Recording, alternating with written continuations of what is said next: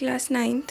Today we will do the in-text questions of chapter 2, that is matter around us pure? So these are the questions, in-text questions, which are given in your NCERT's books. It is on the page number 15. So let's see the questions. So these are the questions of page number 15. The first question given is, what is meant by a substance? एक substance क्या होता है? A pure substance consists of a single type of particles. एक pure substance वो substance होता है जिसमें single type of particles present होते हैं. Next question is question number 2, that is, list the point of differences between homogeneous and heterogeneous mixtures. हमें homogeneous और heterogeneous mixtures के बीच में डिफ्रेंशिएट करना है. सो ये as you can see it is given in tabular form the differentiation. In homogeneous mixture it is written it has uniform composition, whereas in heterogeneous mixture it is written it does not have uniform composition. In homogeneous mixture it is written no visible boundaries of separation, whereas in heterogeneous it is written shows visible boundaries of separation. यानी कि जो solute और solvent है उसके अंदर heterogeneous में हमें visible boundaries दिखती हैं, homogeneous में कोई भी boundaries नहीं दिखती हैं. They consist of only one phase. एक ही फेज़ होता है इसके अंदर, या तो सॉलिड होगा, एक ही फेज़ होगा, means solute, solvent and then it is solution. एक ही फेज़ में सब कुछ होगा, या तो लिक्विड होगा, डिज़ोल्व हो जाएगा, वो अपने आप में डिज़ोल्व होने के बाद में एक ही फेज़ में कन्वर्ट हो जाएगा. Whereas in heterogeneous it consists of more than one phase. That means आप शुगर और सैंड का एग्जाम्पल इसमें लिख सकते हैं. Now next question we have, it is given in page number 18. Here it is given page 18 पर ये questions हैं और पेज नंबर 15 पर ये दो questions हैं. तो अब हम पेज नंबर 18 वाले questions देख लेते हैं.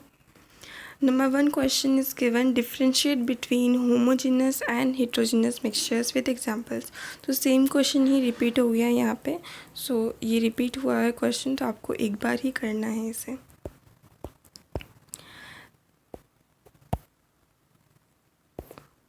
सो ये क्वेश्चन नंबर 2 का सॉल्यूशन है. Let me read the question number 2 for you. Question number 2 हमें दिया हुआ है, how are solution and suspension different from each other. Solution और सस्पेंशन एक दूसरे से डिफ़र कैसे होते हैं. सो इसका answer here it is given. जो सॉल होता है सबसे पहले उसका आपको गिवन है, it is a heterogeneous in nature. ये नेचर के अंदर हेट्रोजीनस होता है. And these solutions are quite stable. Example है मिल्क. ये हेट्रोजीनस होता है. सॉल जो है सॉलिड इन लिक्विड का एग्जाम्पल है. And then we have solution. Solution जो है होमोजीनस होता है नेचर में, बहुत ज़्यादा स्टेबल होता है. And example is sugar in water. Next we have suspension. Suspension भी हेट्रोजीनस का है और ये अनस्टेबल है. एग्जाम्पल आपको दिया हुआ है smoke. Next question we have is, to make a saturated solution 36 gram of sodium chloride is dissolved in 100 gram of water at 293 Kelvin.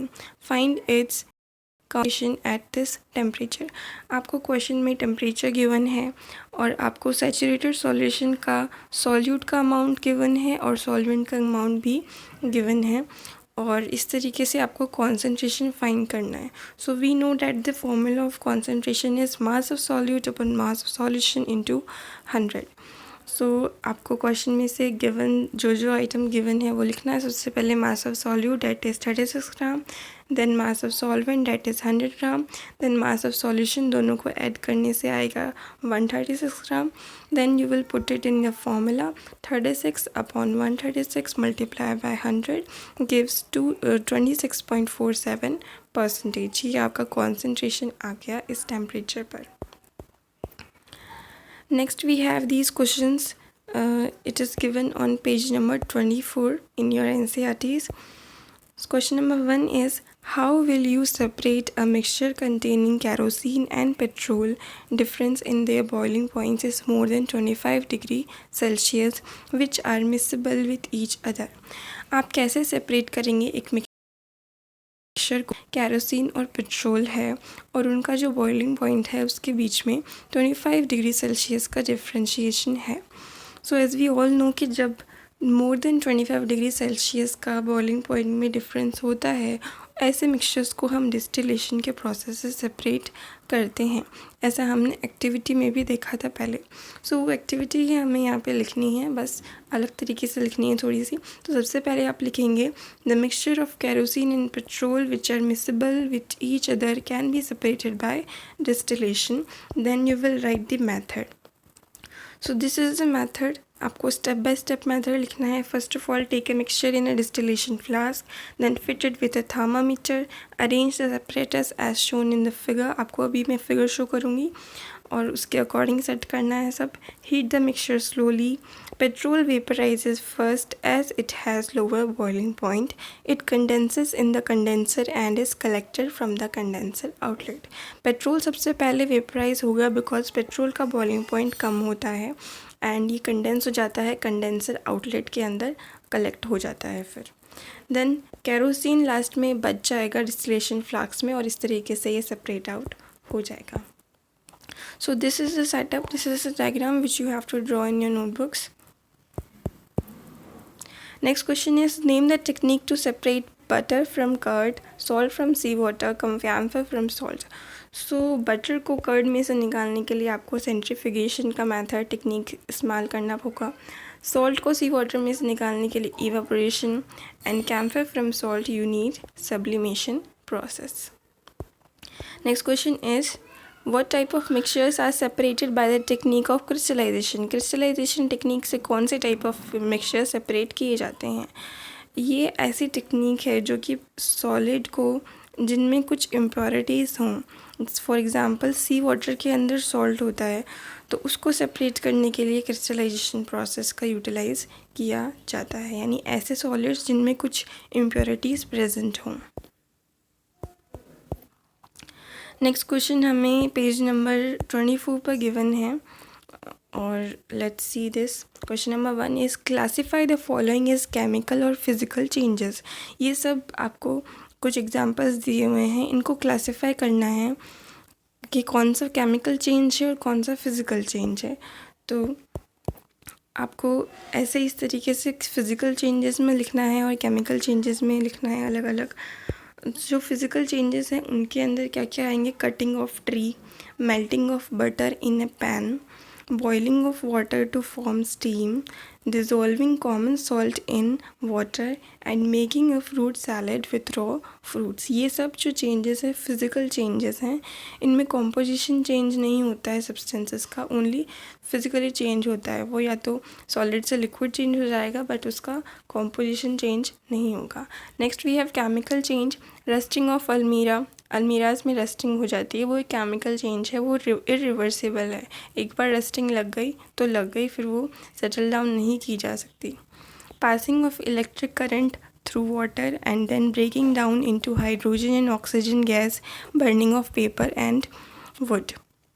Electric current को वाटर में से पास करना और इस तरीके से हाइड्रोजन और ऑक्सीजन को सेपरेट आउट करना, इससे ये भी केमिकल चेंज है बिकॉज हमने सेपरेट कर दिया वाटर के मॉलिक्यूल्स को, वाटर के एटम्स को।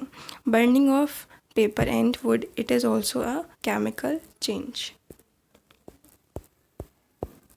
Next question we have, try segregating the things around you as pure substances or mixtures. आपके अराउंड कुछ थिंग्स होंगे, कॉमन थिंग्स, उनको आपको प्योर सब्सटेंसेस और मिक्सचर्स के अंदर सेपरेट करना है। सो आपके अराउंड वाटर है, ब्रेड है, शुगर है, गोल्ड है, ये सब प्योर सब्सटेंसेस हैं। And steel, plastic, paper, talc, milk and air, ये सब मिक्सचर्स हैं। Next question we have is, okay so in text question इतने ही हैं आपकी बुक में। एंड आपको कोई भी क्वेश्चन आए तो आप कमेंट सेक्शन में मुझे लिख सकते हैं। एंड अपने कोई भी डाउट्स हैं वो कमेंट सेक्शन में मुझे लिख करके बता सकते हैं। और इसके नेक्स्ट वीडियो में हम जो बुक के क्वेश्चंस हैं वो करेंगे। आपको ये सब क्वेश्चंस अपनी नोटबुक के अंदर नोट डाउन करने हैं। Thank you and have a nice day.